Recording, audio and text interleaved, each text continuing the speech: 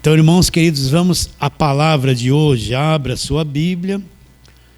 Nós estamos naquela série de meditação da carta de Paulo aos Colossenses. Então, Colossenses, capítulo de número 1. Nós vamos ler os 2 primeiros versos. Aqui tem bastante assunto para nós meditarmos. Colossenses 1, versos 1 e 2. Abra aí sua Bíblia e vamos ler. Então, Colossenses 1, verso 1 e 2. Paulo, apóstolo de Jesus Cristo, presta atenção, por vontade de quem? De Deus. E o irmão Timóteo, um amigo e companheiro de Paulo. Para quem ele está endereçando esta carta? Aos santos e fiéis irmãos em Cristo, que se encontram em Colossos. Aí ele vai cumprimentar a igreja com as 2 palavrinhas de sempre: graça e paz a vós outros da parte de Deus. De onde vem essa graça e essa paz? Olha lá, da parte de Deus nosso Pai. Então hoje nós vamos meditar nesses 2 versos, mas antes aquela pergunta: por que Paulo escreveu esta carta aos Colossenses? Então você tem que ter clareza sobre isso. Paulo não escreveu só por escrever. Alguma coisa aconteceu na igreja dos Colossenses que levou Paulo a escrever essa carta. Então, 4 doutrinas, 4 ensinos estranhos que não são o evangelho entrou na igreja dos Colossenses. Nós já demos todos os versos referentes a esses 4 ensinos errados que entraram lá nas pregações anteriores. Primeiro, entrou lá o asceticismo ou ascetismo. O que é o asceticismo? Eu tenho que saber. É todo o ensino, toda a doutrina que me traz punição, excesso de disciplina, que me traz sofrimento, doutrina que me controla, que traz um controle exagerado sobre a minha vida e restringe a minha vida e a minha cabeça dominada por esses ensinos. Então, o que é o asceticismo? É tudo aquilo, todo o ensino que me traz sofrimento, me traz um controle, uma disciplina que quer trazer punição para a minha carne. Você quer ver uma coisa que se pratica muito, que é asceticismo? É jejum, ficar sem comer, não é? Então, a minha carne precisa se alimentar 3 vezes por dia, café da manhã, almoço e janta, pelo menos isso. Não precisa ser muito. A gente gosta de comer demais, né? Mas pelo menos 3 vezes, porque senão ela vai ficar enfraquecida. O indivíduo que se alimenta mal, ele vai ter risco de ter algum problema de saúde. Agora, repare bem na mentalidade. Eu quero ter um poder sobre o diabo. Eu quero que Deus faça alguma coisa para mim. Eu quero forçar Deus a fazer alguma coisa para mim. Aí eu vou ficar sem comer.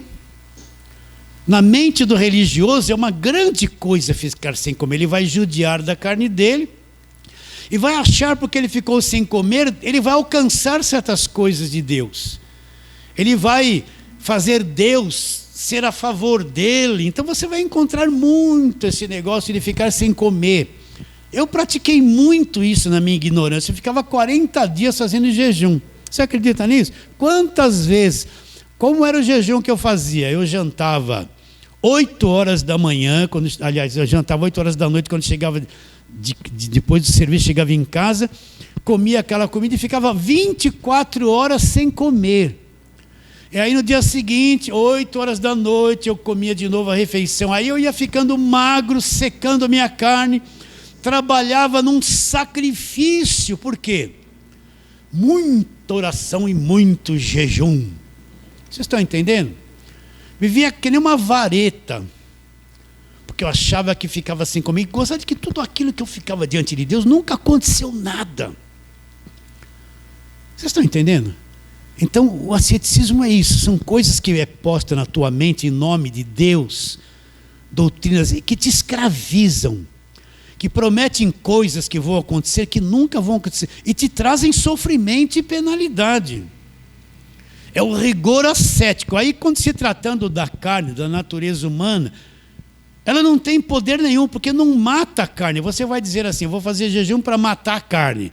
Se você ficar sem comer vários dias, você vai ficar assim, a sua carne vai ficar desfalecida, vai ou não vai? Começa a comer de novo, todos os desejos errados, volta tudo. Não mata. Não tem esse negócio de fazer jejum para matar a carne. Está bem claro isso? Então o que é o asceticismo? Repare bem. Doutrina que traz sofrimento, que te traz um controle exagerado, que te traz punição, uma excessiva disciplina, que te custa muito. Quem está debaixo de asceticismo, é difícil servir a Deus, porque ele vive oprimido, controlado. Custa caro, lhe traz sofrimento. Atrapalha o relacionamento de marido e mulher, pais, filhos, filhos e pais. Até no trabalho, o cara está lá naquele asceticismo, ele tem dificuldade de se relacionar com os outros, porque todos os outros são gente perdida, gente do mundo, gente maligna. O diabo está neles. Entendeu o que é asceticismo? Segunda coisa que estava na igreja dos Colossenses, gnosticismo. Então, tem que entender que eu estou lidando com Deus que é Espírito. E o lugar que Deus mais trabalha é na tua mente, no teu conhecimento. Jesus falou, errais por não conhecer as Escrituras.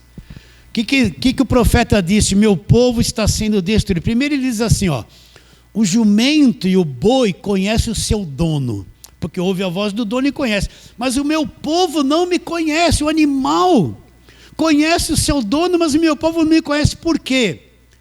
Porque ele falta o conhecimento. O povo está sendo destruído porque falta conhecimento. Não é porque faltou muita oração, muito jejum, muita disciplina. Faltou conhecimento. Então, falta de conhecimento do Evangelho traz destruição. Então, você vai encontrar um montão de crentes. Eles acham que Deus, no gnosticismo, é um Deus que quer levar ele a tremer.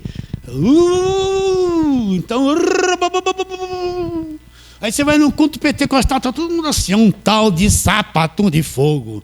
Não posso me controlar. Olha a música. É o varão do movimento que chegou para movimentar. Olha que tolice. Desculpe eu falar tolice. Então fica tudo... Eles acham que Deus é um Deus na carne, que descontrola. É daí que vem fogo santo, santo, fogo, fogo, né? Deus é fogo.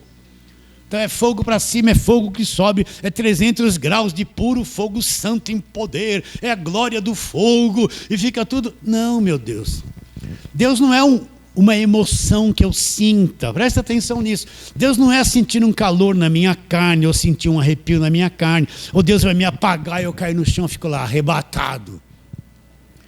Deus, eu me comunico com Deus com sabedoria, com inteligência. Conheço Deus na mente, no meu espírito. Está bem claro isso? Então o gnosticismo é o seguinte, eu preciso de um Deus, eu quero ver coisas, eu quero sentir coisas, eu quero sonho, eu quero ter visão, eu quero ter manifestação. E quando isso não acontece, a minha carne toma a frente. Aí você vê essa turma girando, rodando, virando cambalhota, andando na igreja como se fosse um foguete de braço aberto, gente subindo no pilar da igreja. Procura na internet, você vai ver um montão de loucura, todo mundo com aquele sapatinho assim, ó, não é? Achando que aquilo é Deus. Isso aí entrou na igreja, então eles estavam fazendo culto para anjos. Veja bem, você se reúne para fazer um culto, prestar culto a Deus. Como eu vou prestar culto a Deus? Primeira coisa, eu vou adorá-lo. Depois, com inteligência, eu me achego a Deus. Eu vou ouvir a palavra de Deus. Deus é um ser inteligente. Imagine, você vai fazer entrevista, você é um chefe da empresa. Presta atenção. Você vai fazer entrevista, ele tem um cara de paletó. Aí ele vai falar com você, né? Como que ele começa? Você vai ficar olhando para ele, o que esse cara está fazendo? Ele não se comunica com inteligência, ele está indo num poder que está na cabeça dele. Então Deus está assim, vendo um monte de gente se entortando, gritando, virando cambalhota, pulando, tremendo, cuspindo fogo, fazendo assim, dançando. E Deus está olhando assim, sem nenhum entendimento. Vocês entendem ou não? Né? Então eles estavam prestando culto antes, tinha aqueles que se levantavam no culto. Deus está me revelando, eu estou vendo, Deus revela, e começa a controlar a vida dos outros baseado na visão, nas revelações que vêm na cabeça dele. Aí Paulo fala, eles têm uma mente carnal uma mente carnal que projeta um monte de imaginações e visões, eles acham que Deus só fala por meio disso. Você mesmo pode usar a tua mente agora aí. Você pode ir lá na tua cozinha agora, pode ou não pode? Você pode ver até como está a tua escova no armarinho ou em cima da pia que você deixou. Se você arrumou a cama ou não, a tua mente vai longe na imaginação. Então imagine um culto onde está todo mundo pulando, nervoso, gritando. Você fecha os olhos, a sua mente viaja naquele ambiente religioso. Você começa a ver coisa de louco. Começa a ver isso, ou um anjo subindo, ou um anjo descendo, ou o raio que caiu, ou o fogo queimou, ou o diabo. E eles veem muito diabo dentro da igreja. Tudo tem demônio na igreja atrás da cortina. Não sei se você já viu isso. Vem fazer um culto a Deus, reunião para Deus, está cheio de demônio. Isso aí entrou na igreja dos Colossenses. O que mais entrou na igreja dos Colossenses? Terceira coisa, o misticismo. Olha, a verdadeira fé do Evangelho crê em Jesus Cristo e é direta. A nossa fé só está nele. Está bem claro isso? Agora você vê cultos na igreja que tem um pouco de espiritismo, tem um pouco de macumba, tem um pouco de catolicismo, tem um pouco de Jesus. Não é? Eu nunca vi Paulo trazer sal grosso para dentro da igreja e fazer um corredor e dizer que aquele sal grosso é de libertação. Nunca vi Paulo pegar uma rosa. Paulo estava lá perto do Rio Jordão, podia pegar água do Rio Jordão consagrada e distribuir para os Efésios, para os Gálatas. Ele nunca fez isso. Ele nunca pegou rosa ungida. Jesus é a rosa de Saron e ungiu para libertar a casa de alguém. Vocês estão entendendo? Ele nunca fez cópia e réplica da Arca da Aliança, uma aliança falida do Velho Testamento, para distribuir na igreja e andar com a arca da igreja, para todo mundo tocar na arca e receber um milagre. Ele nunca, o culto que Paulo participava não tinha coisas feiticeiras.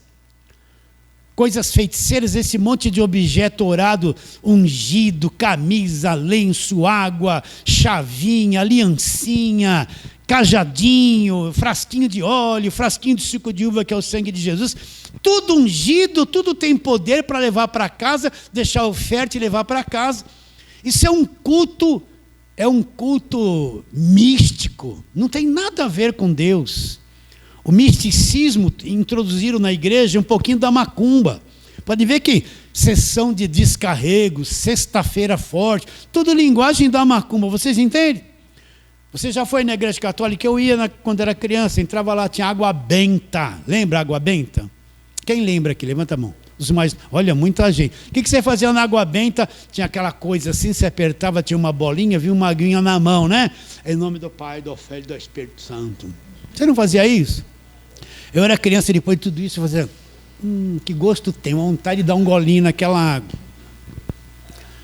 Então agora é água ungida. O padre, sei que aquele negócio de benzer, fazia assim, jogava aquela água assim, ó, na missa. Lembra isso? Lembra? Entende? Agora está o crente. Não, ainda alguns padres lá no culto agora, eles jogam água e todo mundo, né? Virou festa.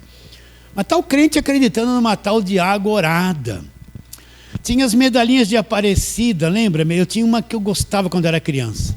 Ela era cor de ouro em volta e no meio tinha Aparecida de prata assim. Nossa, eu olhava aquilo e achava que era um tesouro. Né? Entende? E tinha as cruzinhas, a gente não beijava as cruzinhas? Eu beijava as cruzinhas. Eu ia lá em Santana, lá tinha lá um Jesus Cristo assim com a cruz, eu dava um beijinho no pé dele, fazia assim, rezava para ele, não é? Agora isso, para o povo vir para a igreja, trouxeram isso para dentro do culto. Então você vê, agorada, sal grosso, camisa do avesso, papel orado, sangue, isso, é uma parafernália. Então você vai numa igreja hoje dessas grandes da televisão, eles praticam todo esse misticismo. Não é um culto puro para um Deus inteligente, com sabedoria, que eu me comunico com Ele na mente, no espírito. Não é com o meu corpo. Então o misticismo entrou lá. Que outra coisa mais? Paulo fala em Colossenses 2, cuidado que ninguém vos venha enredar com as filosofias, as vãs sutilezas, conforme os rudimentos do mundo e a tradição dos homens. Não, isso não vem segundo Cristo. Então são coisas sutis que são feitas. e leva a pessoa a acreditar naquilo. Se ela não conhece o Evangelho, olha, vamos supor que você está sofrendo. Aí você ouve na televisão, você que está sofrendo, vem aqui que você pare de sofrer. Não é isso que eles falam? Pare de sofrer. Aí você vai lá, eu preciso parar de sofrer. Chega lá, você não ouve uma palavra do Evangelho. Eles vão te dar uma coisa inanimada, um fetichezinho, uma macumbinha, e você levar aquilo para casa e deixar uma oferta, você vai parar de sofrer. Eles não vão explicar nada da cruz, do Redentor, da justificação, do Evangelho. Eles vão dar um feitiçozinho para a pessoa. E a pessoa vai ficar tão emaranhada nisso, que ela vai ter um monte de coisas dessa em casa, e o Deus dela é essas coisinhas, esses feitiçozinhos. Então hoje, são 10h35, tá cheio tem templos aí com 5, 10 mil pessoas, sendo enfeitiçadas por uma liderança que não prega o Evangelho, levando elas a fazer corrente, campanha, voto, sacrifício. Isso aí entrou na igreja dos Colossenses. E qual outra coisa que entrou? Também tinha lá o pessoal igual aos Gálatas. Olha, você não pode comer isso, não pode aquilo, vem para cá, guarda sábado. E Paulo fala, tudo isso é uma sombra. A lei é sombra. Então eu tenho que entender o seguinte: Deus deu a lei no Velho Testamento, e todo aquele ensino do Velho Testamento, Deus deu. Tudo aquilo vem de Deus, mas é claro que vem de Deus. Mas foi o judaísmo, aquilo é direcionado para o povo judeu. Com quem Deus fez a primeira aliança, que teve as tábuas da lei? Não foi com os gentios, que somos nós. Foi com os judeus. A quem Deus deu aquelas festas? Com os judeus. A quem foi dado os 613 mandamentos? Para os judeus. Então o Velho Testamento é história do povo judeu. Tudo aquilo foi dado para os judeus, para a nação de Israel. A igreja não existia na velha aliança. Mas quando Cristo vem, Ele é o Cordeiro de Deus que tira o pecado do mundo. Ele vai cumprir a lei. Foi o único capaz de cumprir a lei. E no seu sacrifício na cruz, ele acabou com a velha aliança. Se cumpriu, acabou. A velha aliança acabou, não existe mais.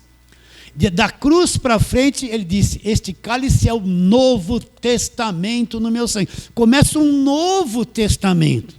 Então, se tornou obsoleto.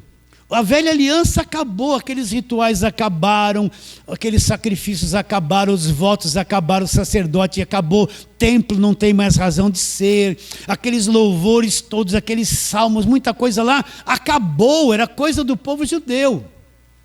Nós vivemos numa nova aliança, nós somos igreja, o povo da nova aliança. Então veio um novo ensino, uma nova revelação, uma nova aliança com novas condições. É aí onde nós vivemos. Então elabora em grande erro levar a igreja para o passado e ficar fazendo a igreja praticar judaísmo. Me desculpe, não tem uma expressão na Bíblia de nome de Jeová. Entenda isso. Isso é Velho Testamento. No Novo Testamento, no Novo Testamento é Jesus Cristo. Não tem homem de guerra é Jeová. Eu não vou cantar essa tolice, gente. Você já cantou isso? Eu não vou cantar, mas isso não é louvor. Isso é ignorância da nova aliança. Quanta coisa que nós cantávamos, né? Tudo do Velho Testamento, dança e pula, né? E cantando lei, pura lei, sem nenhum entendimento do Evangelho da graça de Deus. Então essas 4 coisas, asceticismo, gnosticismo, misticismo e lei. Então Paulo vai escrever essa carta para quê? Paulo quer limpar a igreja. Você vê que essa carta é atual, que as coisas que se praticam hoje é o que Paulo está combatendo já naquele tempo. Então Paulo vai escrever essa carta para limpar a igreja dessas coisas erradas. E essas coisas erradas fez com que os colossenses perdessem a obra da cruz de vista, perdesse Cristo de vista e ficasse envolvido em todas essas falsas doutrinas. E o centro da fé cristã é crer em Jesus Cristo e na sua obra redentora realizada por Ele na cruz. Estamos claros nisso? Bem distinto isso? Então vamos agora para o texto que nós lemos. Colossenses 1, vou ler de novo 1 e 2. Paulo, apóstolo de Cristo Jesus por vontade de Deus. Nós vamos trabalhar nisso. Repare bem, Paulo não se fez apóstolo. Ele não quis ser apóstolo. Ele nem entendia nada de apostolado. Paulo era um judeu, um fariseu que vivia debaixo da lei e queria cumprir a lei e agradar a Deus debaixo da lei. E Paulo não acreditava em Jesus Cristo, não acreditava em Cristo, não sabia nada do Evangelho. Todo o conhecimento que ele tinha era uma coisa voltada para o Velho Testamento. E ele tinha raiva de quem cria em Jesus Cristo. E ele era um perseguidor da igreja, ele era alguém que queria matar e prender aqueles crentes verdadeiros, porque Paulo não entendia nada. Ele tinha muito conhecimento, ele era um religioso, mas um conhecimento e um religioso do Velho Testamento. Então vamos trabalhar nisso agora. Ele está dizendo que ele era apóstolo por vontade de Deus. Então vamos lá, Atos capítulo 9, vamos ver o que ele está querendo dizer. Atos capítulo 9, nós vamos encontrar uma coisa muito importante, quando Paulo ele tem um encontro com Jesus Cristo. Deus nos dê clareza para entender estas coisas. Então, Atos 9, a partir do verso 1. O que diz? Saulo, né? Saulo é Paulo, até então ele era Saulo. Saulo, respirando ainda ameaças e morte contra os discípulos do Senhor, dirigiu-se ao sumo sacerdote e lhe pediu cartas para as sinagogas de Damasco, a fim de que, caso achasse alguns que eram do caminho, assim homens como mulheres, os levasse presos para Jerusalém. Para aí, então Paulo, ele está perseguindo os crentes. Então ele pega cartas, ele tem autorização religiosa dos principais, dos sacerdotes de Jerusalém, e ele vai para Damasco com essa autorização. Que autorização ele tinha? Se ele encontrasse lá pessoas que acreditavam em Jesus Cristo, ele iria prender essas pessoas, iria levá-los presos a Jerusalém. Olha o coração dele, é esse o trabalho dele, prender aquela gente que ele julgava ser mentirosos que acreditavam em Jesus Cristo. Continua a leitura, verso 3. Seguindo ele estrada fora, ao aproximar-se de Damasco, olha o que aconteceu. Subitamente uma luz do céu brilhou ao seu redor. E caindo ele por terra, ouviu uma voz que lhe dizia: Saulo, Saulo, por que me persegues? E ele perguntou: quem és tu, Senhor?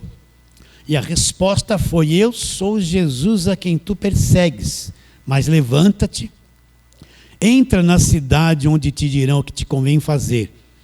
Os seus companheiros de viagem pararam emudecidos, ouvindo a voz, não vendo contudo ninguém. Então se levantou Saulo da terra e, abrindo os olhos, não podia ver. E, guiando-o pela mão, levaram-no para Damasco. Esteve 3 dias sem ver, durante os quais nada comeu e nem bebeu. O judeuzão já entrou em jejum aqui, né? Na hora é jejum. Então presta atenção, Paulo é um perseguidor.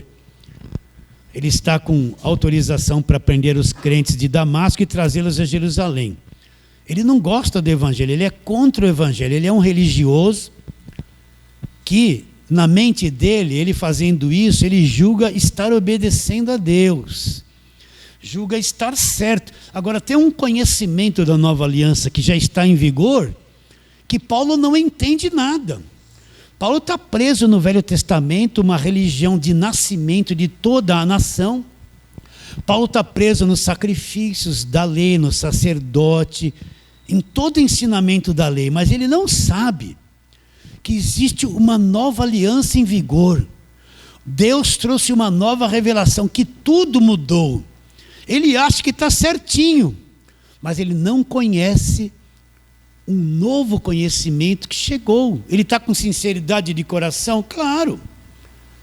Mas ele não conhece a nova aliança em vigor. Então ele está indo lá para prender os crentes no caminho de Damasco. Agora Jesus vem se revelar para ele. Repare bem, Paulo não está arrependido dos pecados, Paulo não está ouvindo uma música assim, venha como está, emocionado, alguém dizendo assim, aceita Jesus, dá um passinho aqui na frente, vem aqui, aí vem uma moça que canta, aquela voz bonita que todo mundo chora, né? Não tem esse palco todo. Paulo não está assim, eu sou um pecador, estou me arrependendo, eu estou totalmente errado. Não, Paulo está lá orgulhoso, achando que está fazendo a vontade de Deus, não tem nenhum apelo, ele nem sabe que Jesus existe, ele é contra Jesus. Vocês estão entendendo? Agora, o que acontece? Ele é um chamado, ele não sabe disso. Ele está lá, de repente brilha aquela luz do céu sobre ele, ele cai por terra. Olha, isso é maravilhoso. Ele cai por terra, o que aconteceu? Uma coisa sobrenatural, uma luz brilhou, eu caí por terra, o que aconteceu? Que coisa sobrenatural é essa? Aí ele ouve uma voz sobrenatural. Saulo, né? Fazia aquela voz de filmes. Saulo, Saulo, tum, porque me persegues, aquela música, né? Que todo mundo fica arrepiado só de ver a música ali, o cara está ali parado. Ele ouve uma voz, Saulo, Saulo, por que me persegues? Deu um nó nele. Então, essa luz que brilhou, que me fez cair por terra, que me fez ficar descontrolado, veio uma voz, Saulo, me chamando pelo nome, está dizendo que eu estou perseguindo ele, eu não sei nada a respeito disso. Quem és tu, Senhor? Ele diz, quem és tu, Senhor? Daqui a pouco ele ouviu, eu sou quem? Jesus, a quem você está perseguindo. Tum! Conhecimento chegou, vocês estão entendendo? Repare bem, ele é religioso, está debaixo do Velho Testamento, é um judeuzão, guarda as leis, os sacrifícios, os votos, tudo. Está servindo a Deus, tem um conhecimento que ele não sabe que existe. E no caminho de Damasco, Jesus aparece para ele, ele cai por terra, ouve a voz de Jesus, Jesus revela, eu sou Jesus. Olha, num clique, e deve ter vindo na mente dele, espera um pouquinho, eu estou perseguindo a igreja, eu estou perseguindo Jesus. Então tudo aquilo que eu estava crendo, que eu me submetia, que eu estava lutando a favor, eu encontrei com Jesus, aquilo não serve mais para nada, mas eu nasci naquela religião, aquele conhecimento, toda a minha preparação. Jesus existe, Jesus é verdadeiro, tudo mudou na cabeça dele. Vocês estão entendendo? Sim ou não? Agora Paulo, nós vamos ver daqui a pouco, desde criança ele era um chamado, mas Deus deixou ele se tornar aquele judeuzão de nascimento, entrar em toda aquela doutrina, fazer tudo aquilo, passar aquele aperto, se consagrar, fazer tudo aquilo, porque não era o tempo da maturidade dele entender o que tinha que ser entendido. Quando ele nasceu, nem a nova aliança estava em vigor, Jesus estava na terra, mas não tinha nem começado o ministério dele, ele não sabia nada da nova aliança. Então ele passou um tempo de ignorância, sendo religioso, fervoroso, até que chegou o dia do clique, apareceu Jesus para ele. Assim todos nós fomos para uma igreja, não fomos? Choramos, eu chorei, foi tudo maravilhoso, mas eu não conheci o evangelho, 20 anos em igreja. Jesus morreu, vem com Josué, está em Jericó. Jesus te libertou, está amarrado, campanha de jejum para libertar, né? Vocês estão entendendo? Olha, Jesus é poderoso, tenha fé nele, ele é o grande general, mas eu estou lá enfrentando Golias o tempo todo.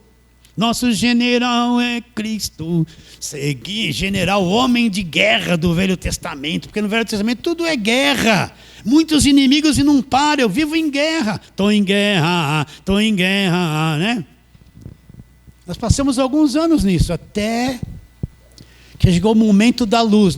Jesus não vai aparecer que nem para Paulo, mas ele apareceu para nós numa pregação da graça, num verso da graça, quando a gente estava enfadado na religião, cansado de tudo aquilo, está ruim ser crente, minha casa não vai bem, promete mil e uma vitória, mas eu estou mal por dentro, a minha cabeça não vai bem, eu e minha esposa estamos em conflito, ela crê de um jeito, eu estou crendo em outro, e meus filhos estão oprimidos por essas coisas. A gente estava assim, mas em silêncio, ninguém sabia, até que chegou uma hora que aconteceu como no caminho de Damasco, veio um clique, Você ouviu uma palavra da pregação da graça, e o que aconteceu? Como Paulo acordou, você acordou também, e eu acordei também. Não foi isso que aconteceu? Tinha um conhecimento que nós não sabíamos, com a Bíblia na mão, dentro de uma igreja, e não sabíamos que era o Evangelho da Graça. Mas um dia veio o clique de Deus, acordamos. Começou os primeiros passos no Evangelho da Graça de Deus, e nós descobrimos que todo aquele passado foi útil. Mas aquele passado de escravidão acabou, aquilo não era o Evangelho da Graça de Deus. Não aconteceu isso. E está acontecendo isso com 10, com 15, com 1000, com milhares, no mundo todo agora. Estão saindo um monte de gente desse sistema corrompido que se diz que é evangélico, cujas grandes lideranças se tornaram de partidos políticos. A política entrou dentro da igreja, os púlpitos das igrejas foram dados para os políticos. Vocês viram isso? E a igreja está afundada com a política, com a corrupção e com a exploração das pessoas para manterem as empresas que se dizem igrejas de pé. Então aconteceu isso comigo, com você. Naquele momento que ele ouviu a voz de Jesus, brilhou algo dentro dele. Ele teve um novo conhecimento. Tudo aquilo que ele perseguia era verdade. Ele estava na mentira, defendendo a mentira contra a própria verdade. Isso é fantástico, gente. Vocês entendem o que eu estou dizendo? Sim ou não? Então, lembra disso. Ele vivia na lei, vivia no Velho Testamento. Ele não sabia nada do Evangelho da Graça de Deus. Agora, o que ele fala a respeito disso? Vamos lá. Gálatas capítulo de número 1. Vamos ver o que Paulo fala. Gálatas capítulo de número 1. Então eu tenho que entender uma coisa aqui, junto com vocês. Eu não aprendo o Evangelho da Graça de Deus em um dia, em um minuto. Está claro isso? Nem Paulo. Paulo, ele encontrou Jesus e ele sabia que Jesus era real, mas só ficou conhecendo Jesus ali. Agora faltava muito conhecimento da transição, da mudança do velho para o novo, que Paulo precisava aprender. Então repare bem, ó. No verso 18 do capítulo 1, ele diz assim, ó: 3 anos depois, subi a Jerusalém para amistar-me com Cefas e permaneci com ele 15 dias. E não vi outro dos apóstolos, senão Tiago, irmão do Senhor. Olha o verso 1 do capítulo 2. 14 anos depois, subi outra vez a Jerusalém com Barnabé, e levando também Tito. Subi em obediência a uma revelação e lhes expus o evangelho que prega entre os gentios. Para aí, ó. Do capítulo 18, do verso 1 de Gálatas, ao capítulo 2, verso 1 de Gálatas, quantos anos são? 17 anos.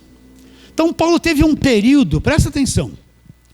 Paulo não saiu no dia seguinte pregando o evangelho, porque ele não tinha o que pregar, ele só podia falar assim, ó: Jesus é real, ele se manifestou para mim, eu creio nele, mas não tinha evangelho para pregar. Então o próprio Paulo teve um tempo que ele deu uma parada, ele foi no Velho Testamento olhar tudo aquilo que se falava da vinda do Messias, aquilo que se cumpriu, as promessas feitas da velha aliança, o Messias que viria, o que aconteceria depois que o Messias viesse, a morte de Cristo na cruz, do sacrifício perfeito. Então Paulo passou um tempo lá na velha aliança, né? Olhando aquilo, já se cumpriu, aquilo acabou, isso começou, a lei acabou, o fim da lei é Cristo. Ele precisou de um tempo para amadurecer também. Só nesses poucos versos passaram-se 17 anos. Ele tinha encontrado Jesus, mas precisa o tempo de maturidade. O que é o tempo de maturidade? São alguns anos que eu vou estar na igreja congregando, aprendendo o que acabou, o que começou, o que é evangelho, o que é ser salvo, quem eu sou, aonde eu estou, para onde eu vou, de onde eu vim. Então existe um tempo que todo crente precisa ter e sentar para aprender o que é evangelho. Vocês estão entendendo? Para formar dentro de você o verdadeiro conhecimento. Porque as pessoas no meio da igreja são enganadas facilmente, porque elas não crescem, elas não têm conhecimento do que é evangelho, porque elas acreditam em água, porque elas dão tudo que tem nos envelopes, porque elas são exploradas, porque elas ficam na mão de gente falso profeta, porque elas não conhecem o evangelho, porque quando conhecem o evangelho, elas são libertas de tudo isso. Nenhum pregador nasce da noite para o dia. A pessoa encontrou Jesus ontem, ou encontra Jesus hoje, amanhã já quer ser pregador, sair falando. Não tem condições de pregar nada, porque não aprendeu nada. Um homem de Deus, que são todos vocês e todas as mulheres de Deus, para ensinar tem que amadurecer, tem que conhecer, tem que crescer, para poder levar outros ao crescimento. Então não vem com essa história que a pessoa está 2 anos na igreja, já é líder de alguém. Não sabe nada. Não vem com essa história que ficou 3 meses fazendo um cursinho de teologia na igreja, já está atrás do púlpito e é pastor. Não é nada, não aprendeu nada. Ele é um papagaio que vai ser dominado pelo líder principal e vai repetir só o que o líder quer. Nessas igrejas grandes, o líder, olha, essa semana é a campanha da prosperidade. Vocês vão falar isso, isso, isso e aquilo. Ele é um repeteco, ele só fala o que o líder principal manda. Não aprendeu nada, não cresceu, não se desenvolveu. É por isso que existe tanta fraqueza na igreja, tanto engano, acredita em tanta mentira. O povo é feito de massa de manobra, é jogado para lá, jogado para cá, é explorado financeiramente, explorado emocionalmente, porque não aprendeu nada, não cresceu, não conhece. A tua liberdade, a tua proteção está naquilo que você conhece. Você, quando tem conhecimento, você tem um escudo, você é protegido de toda mentira. Se esse conhecimento do evangelho não cresceu em você, você é vulnerável, não sabe aquilo que acredita. Por isso que essa turma acredita em água, rosa, parafuso ungido, vassoura ungido. Então compete a todo pregador pegar o povo e ensinar, trabalhar na mente deles com a verdade. Não é manipular e explorar. O povo é fácil de ser enganado. Quem não conhece nada, o pastor é um Deus para ele. O que o pastor falar, a pessoa vai acreditar e vai obedecer. Se ele for honesto, vai pregar a verdade. Se ele tiver segunda intenção, ele vai sugar as pessoas no domínio dele. Não vai falar, vai levar dar tudo que tem, dízimo, trízimo, o dízimo, uma oferta igual ao dízimo, e campanha disso, campanha daquilo. Se a pessoa bobear, ela deixa metade do salário na igreja. Em nome de Jesus. Então Paulo teve que crescer. Então a gente perde muito tempo. Para a pessoa se firmar no Evangelho da Graça, ela vai passar anos perdendo tempo por aí. Até que um dia a revelação vem e ela vai se libertar de tudo. Você entende? Então Paulo também teve um período de crescimento, onde ele foi no Velho Testamento, encontrou Jesus, tudo que falava de Jesus no Velho, descobriu que todo o velho acabou, porque Jesus veio, já cumpriu tudo aquilo, e descobriu a nova aliança, começou tudo novo. Olha o que ele diz no capítulo 1 mesmo, onde nós estamos, verso 11, antes do que nós lemos. Olha o que ele diz: faço-vos, porém, saber, irmãos, que o evangelho por mim anunciado, presta atenção, como isso é sério, não é segundo o homem. Por que Paulo pode afirmar que o evangelho que ele anunciava não era segundo o homem? Olha o que ele disse: porque eu não o recebi, nem aprendi de homem algum. Então Paulo, o evangelho que ele pregava, ele não recebeu e não aprendeu de homem algum. Ele não foi atrás de Pedro para aprender, ele não foi atrás de Tiago, de João, de Judas, que já eram apóstolos antes dele. Não. Paulo se isolou de todos eles. Eu não recebi, nem aprendi de homem algum. Então Paulo, você poderia perguntar, como é que você foi tão profundo, escreveu 14 cartas, enxergou coisas tão profundas que nenhum outro dos apóstolos enxergaram? Aí ele vai dizer: porque eu não recebi nem aprendi de homem algum, mas mediante revelação de Jesus Cristo. O que é uma revelação? Presta atenção. Não é essas besteiras, é você de camisa verde, tem uma grande bênção. Ou você de camisa amarela, eis calabacaia, Deus manda te dizer, a porta vai se abrir para você. Né? Ah, você que está aí, que pôs a mão na cabeça de uma irmã mexendo assim, você, é com você, hoje é teu dia, receba. Isso é tudo papagaiada, isso é tudo mente carnal, isso não é revelação, isso é um misticismo, uma feitiçariazinha que prende as pessoas no revelador. Eles vão tudo atrás dele. Não é isso. Existe um mundo que eu não conheço. A minha mente não é capaz de conhecer, as minhas emoções não são capazes de conhecer, não está em nenhum livro. O homem, a minha sabedoria não consegue alcançar. Então Deus, Ele abre o meu entendimento de uma forma que só Ele sabe fazer, e eu enxergo um campo de conhecimento que nunca eu conseguiria chegar lá por meio próprio. A minha mente nunca chegaria lá. Então revelação é Deus abrir a tua mente e você enxergar uma coisa que você nunca compreenderia, nunca entenderia por você mesmo, você não teria capacidade de conhecer. Então o que Deus fez para Paulo? Abriu o entendimento dele.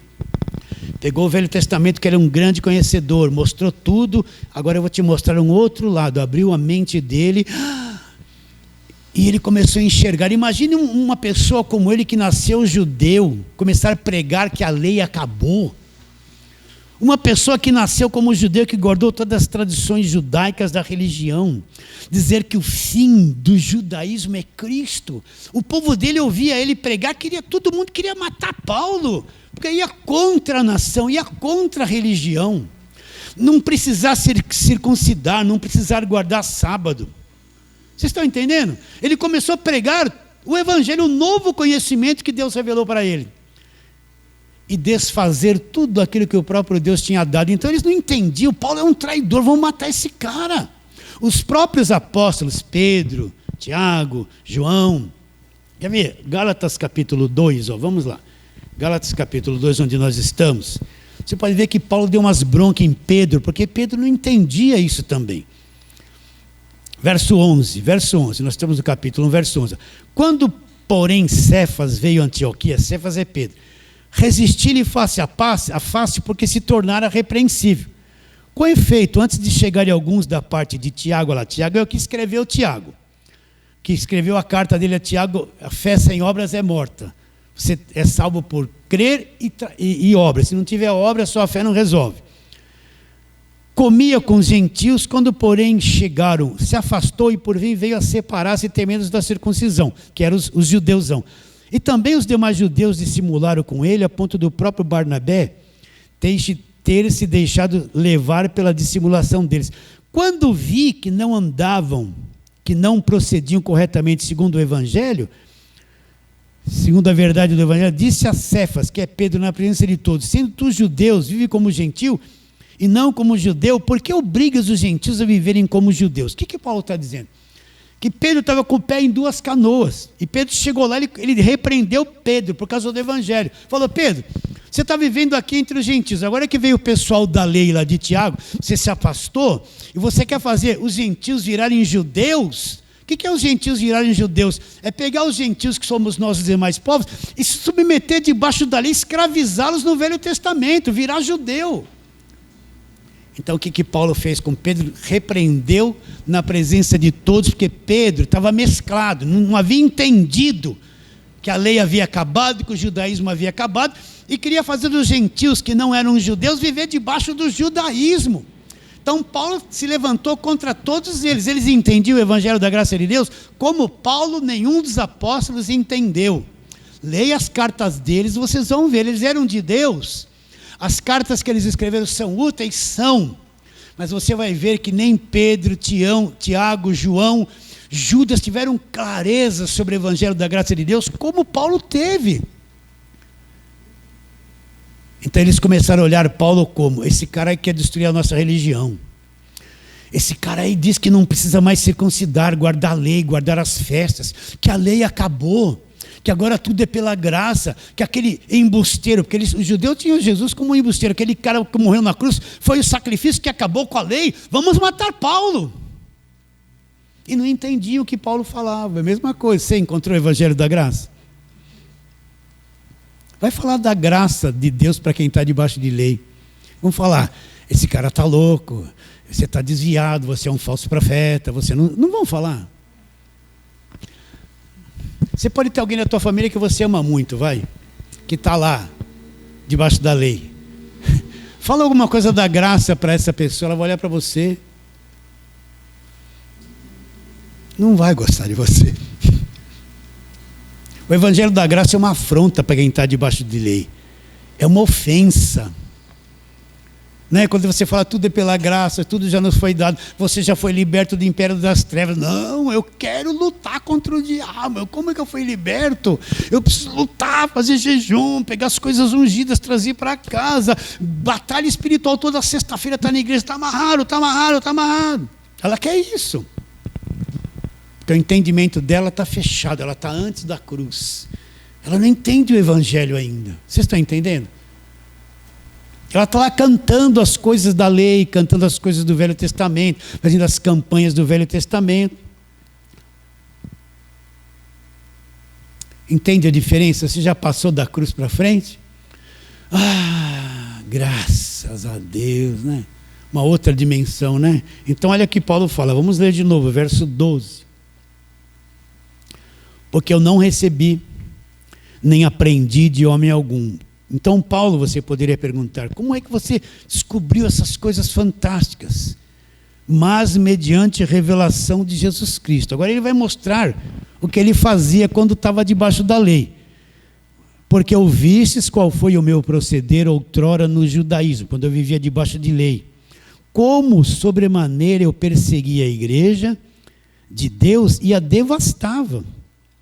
Estragava, era contra a igreja, devastava a igreja. E na minha nação, quanto ao judaísmo, avantajava-me a muitos da minha idade, sendo extremamente zeloso das tradições do meu pai. Mas agora aconteceu uma coisa com Paulo. Quando, porém, olha, espero que você tenha coração para entender isso. Quando, porém, ao que me separou, antes de eu nascer, e me chamou pela sua graça. Ah, pastor, isso é coisa de louco. Isso é coisa de louco. Como é que Paulo pode dizer? Aquele que me separou antes de eu nascer. Ué, a gente entende que a pessoa só existe depois que a mãe fica grávida e nasce, não é? Como é que ele foi separado antes da mãe dele gerar ele e ele nascer? Ele foi separado e chamado na graça. Quem responde isso? Ué, como é que Deus pode separar alguém antes dessa pessoa nascer no nosso mundo e chamá-la se ela não existe? O que você acha? Como é que pode alguém chamar... Como é que Deus pode chamar alguém que não nasceu e não existe antes de nascer? Vou deixar essa pergunta na sua mente. Quando a gente começar a entrar na predestinação, nós vamos trabalhar sobre isso, né? Tá bom? Está com vontade de saber essas coisas? Vocês ainda estão imaturos. Vamos mais para frente. Mais para frente a gente vai explicar. Quando chegar em Efésios, que nós vamos estudar, nós vamos explicar tudo isso. Então Paulo diz assim: quando, porém, o que me separou antes de eu nascer e me chamou pela sua graça, aprouve revelar seu Filho em mim, para que eu pregasse entre os gentios. Sem detença não consultei carne e sangue, nem subi a Jerusalém para os que eram apóstolos antes de mim, mas parti para as regiões da Arábia e voltei outra vez para Damasco. Então Paulo entendeu que antes dele nascer, olha, só por revelação, ele foi chamado e ele tinha um ministério para pregar o evangelho da graça de Deus entre os gentios, não para os judeus, entre os gentios. Entende isso? Olha que coisa fantástica. Aí é que está a grande coisa, é quando eu entendo o evangelho da graça de Deus. E eu estou disposto a largar tudo. Quando eu entendo a verdade, eu continuo amando os meus irmãos que não entendem o evangelho. Eu amo minha família, amo todos, não vou desprezar ninguém. Mas não dá mais para continuar com a mentalidade escrava. Não dá mais para continuar com o velho entendimento. Não dá mais para congregar num lugar que a mente deles é velharia. Eles não passaram pela cruz. Não dá mais para conceber as falsas doutrinas, o peso, a escravidão, o asceticismo que vive. Não dá mais para andar junto. Vamos amar todos, não desprezar ninguém. Mas viver com a mesma cabeça. Paulo se separou de todos os apóstolos, de tudo. passou um tempo para crescer no conhecimento e na graça do Senhor Jesus Cristo. Então é normal, você da internet que fala comigo, fala assim: pastor, eu quando comecei a entender o Evangelho da Graça de Deus, voltei na minha igreja, mas não consigo mais ficar lá. Eu voltei lá, aquelas coisas que eu acreditava, não vai mais. Aquela música que eu cantava entendendo o Evangelho da Graça, você da internet, estou falando com você, não dá mais. Eu estou procurando na minha cidade uma igreja que fala da graça, mas está difícil. Onde eu vou tem campanha, voto, sacrifício, corrente. Eu estou aqui sozinho. Não tenho onde congregar. E eles encontram comigo e falam assim: ó, você está desviado. Tem que congregar, tem que tomar santa ceia, que a ceia não é santa. Não está uma vez lá na Bíblia dizendo que a ceia é santa. Você me acusam de um monte de coisa, pastor. Me diz que eu estou desviado, que o diabo vai me pegar. E manda no WhatsApp: você não está vindo na igreja, você está perdido. Me encurralam com um monte de coisa na cabeça. Tem um monte de gente que fala comigo constantemente a respeito disso. Eu falo assim: tem paciência. Se Deus te chamou, vai cuidar de você. Vai ouvindo as pregações, trabalhando nisso. Deixa o tempo passar. Não se preocupe em querer estar dentro de uma igreja. Como eu posso estar dentro do meu igreja, só pega a campanha, voto, sacrifício, heresia, vou fazer o que lá? Não tem mais comunhão com esse tipo de coisa, não tem mais. Amo as pessoas, respeito, mas a doutrina não bate mais. Eu tenho uma nova luz. Eu já vivi lá no passado, mas agora eu recebi revelação do Evangelho da Graça de Deus. É por isso que precisamos estar juntos, irmãos. Fazer esse esforço de vir domingo de manhã, congregar, não esmoreça, não deixa a carne te dominar, sabe? Qualquer coisa não vou, qualquer coisa. Para com essas fraquezas, vamos. Esse momento de poder estarmos juntos aqui falando, tem vida, tem poder de Deus, tem verdade. Eu vou assistir o vídeo, tudo bem, mas preferia que você estivesse aqui.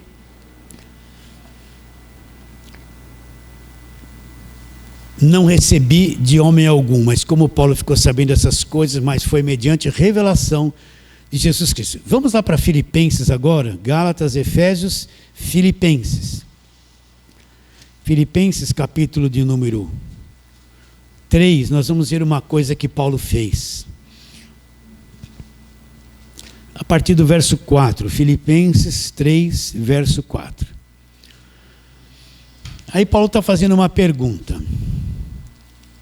Filipenses 3, 4. Bem que eu poderia confiar também na carne. Se alguém pensa que pode confiar na carne, eu ainda mais. O que Paulo está querendo dizer com isso? Confiar na religião, naquela religião que ele vivia no tempo da carne dele. Aí ele vai mostrar a vantagem que ele tinha no judaísmo. Olha lá. Tudo isso aqui é o que ele era debaixo da lei. Circuncidado ao 8º dia, ele foi circuncidado. Ele era da linhagem de Israel. Ele tinha uma tribo. Israel foi dividido em 12 tribos. Ele pertencia da tribo de Benjamim. Olha lá, ele era hebreu de hebreus. Ele tinha tudo favorável debaixo da lei. Quanto à lei, ele era fariseu. Era um fariseu rigoroso, disciplinadíssimo, cheio de rigor. O fariseu limpava o prato quando ia comer, tinha que lavar a mão. Né? O fariseu sentava nas primeiras fileiras das reuniões, queria ser santo, tido pelos homens como mestre. Ele fazia longas orações nas praças, queria ser visto pelos homens.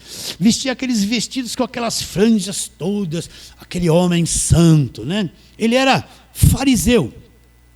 Quanto à lei, fariseu. Quanto ao zelo, ele foi perseguidor da igreja, e quanto à justiça que há na lei, ele era irrepreensível. Mas quando ele teve o conhecimento da verdade, olha, mas o que para mim era lucro, tudo isso era lucro. Ele tinha um cargo excelente na religião.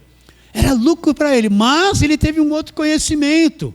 Teve revelação. Mas o que para mim era lucro, isto considerei perda. Tive que perder tudo. Ele teve que perder todo o passado dele, toda a religião dele, toda a disciplina, toda a fama. Tudo que ele conquistou no judaísmo, na velha religião, ele teve que perder tudo. Para que ele teve que perder tudo? Sim, deveras, versículo 8.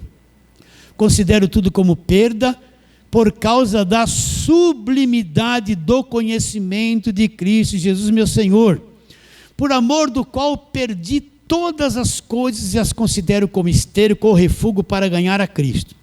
Então, quando o conhecimento dele chegou, Quando o conhecimento do Evangelho, quando ele entendeu o Evangelho da graça, quando isso chegou a ele, ele olhou para tudo que ele era, para toda a religião, tudo que ele ensinou, tudo que ele aprendeu, ele teve que abrir mão de tudo aquilo, porque um novo conhecimento, o conhecimento de Cristo Jesus, meu Senhor, havia chegado diante dele. Ele havia compreendido o Evangelho da graça de Deus. Ele tinha muita vantagem no judaísmo. Se ele ficasse lá, ele seria bem sucedido, seria um homem rico, uma grande liderança. Mas quando ele conheceu Jesus Cristo e o Evangelho, ele olhou para tudo aquilo, ele teve que abrir mão de tudo aquilo. Para quê? Por causa da sublimidade do conhecimento de Cristo Jesus, meu Senhor. Ele teve um novo conhecimento, revelação do Evangelho da graça, abriu mão de tudo. E agora ele olhava para tudo aquilo que ele tinha vantagem, ele falava o quê? Eu considero tudo isso como esterco, como refúgio. Não serve mais para mim. Para ganhar a Cristo, eu abro mão de tudo, não tendo justiça própria que procede da lei, mas a justiça que procede de Deus, baseado na graça de Deus. Então esse é o convite. Está entendendo o Evangelho da graça de Deus? Abre mão de tudo. Todo conhecimento passado, toda tradição, toda velharia, aquilo não serve mais.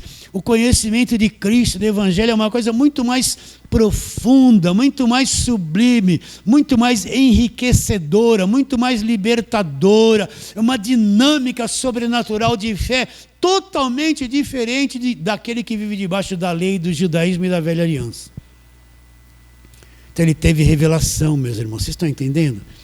Então tenha sede dessa revelação. Lembrando bem isso, tem que recapitular.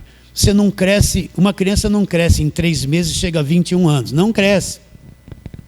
Está bem claro isso? Então você precisa ser ensinado, ajudado, trabalhado, abrir as cartas de Paulo, trabalhar, ensinar. Você vai comendo um pouquinho de cada vez. O entendimento e a revelação vai chegando, a tua mente vai renovando, você vai crescendo, você vai aprendendo. Quanto mais conhecimento, você vai se sentindo mais seguro, mais convicto, protegido, porque o conhecimento te protege de toda mentira. O escudo da fé vai ficar em volta de você, porque a fé vem pelo conhecimento, não vem por campanha, por voto, sacrifício, gritaria. Isso aí não traz fé, isso traz ignorância. A fé vem pelo conhecimento. A fé é um conhecimento da verdade, que me traz convicção e gera verdadeira fé dentro de mim. Entende o que eu estou dizendo? E assim nós vamos ficando ligados um no outro. Nós estamos ligados no mundo todo, a todo aquele que conhece o Evangelho da graça de Deus. Nós não o vemos, mas no Espírito nós estamos ligados com centenas e milhares de pessoas no mundo todo, com uma mesma compreensão, com uma mesma visão, que amam o Evangelho da graça de Deus. Você pode se sentir sozinho, mas nós não estamos. Nós estamos num corpo entrelaçado que se chama igreja, que é a igreja de Cristo. É uma visão ampla do mundo todo. Milhares e milhões estão ligados em mim, em você, em todos nós. Milhões. A igreja não é só isso aqui que está reunida, não. Pela internet nós vamos alcançar centenas, milhares de pessoas. Vamos despertar um monte de gente, o ovinho vai quebrar a casca, eles vão sair da velha aliança, sair livres. Vai acontecer. Por isso que você tem que ter uma visão da igreja. Não sou só eu, quero tudo para mim, sou só eu. Não, eu faço parte de um trabalho gigantesco, dividido em pequenas coisinhas que somos nós. Então quando eu contribuo para um trabalho gigantesco. Você tem visão disso ou não? Para vós chegar, para vós ir, para nós termos recursos, termos força, caminharmos. Eu não sou um crente que só pensa em mim, tudo para mim, vivo em torno de mim. Quando você conhece o Evangelho da Graça, você tem uma visão do corpo. São milhares trabalhando, milhares se despertando, milhares acordando. Nós estamos dando uma fagulhazinha de contribuição para que esse trabalho mundial vai acontecendo e outros vão sendo alcançados. Eu não vivo só para mim, só penso em mim, tudo para mim, sou eu, Vitória, eu quero bem, eu quero isso, eu quero, Deus me dá, não. Você amadurece, você trabalha em favor de toda a igreja. Eu não aprendi, Paulo diz, não aprendi de homem algum, mas foi mediante como? revelação de Jesus Cristo. Quando Paulo escreveu essas cartas, vamos terminar.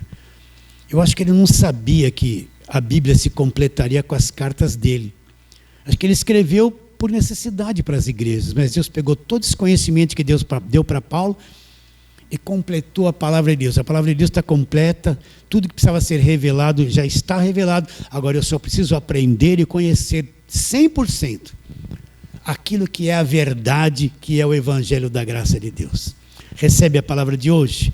Fala assim, amém. Vamos ficar em pé e vamos orar.